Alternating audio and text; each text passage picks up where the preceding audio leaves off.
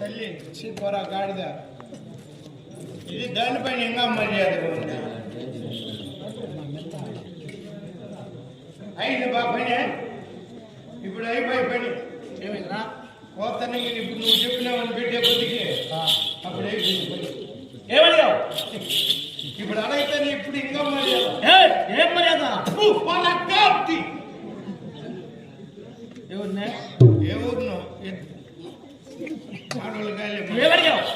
నేనేమడలేదు, అడిగిపోతే పెట్టి పెట్టి చేపడుతున్నా అడుగుతున్నాను. దండం పెట్టి అందుకు వద్దనేసి పొర గాడి చేయండి.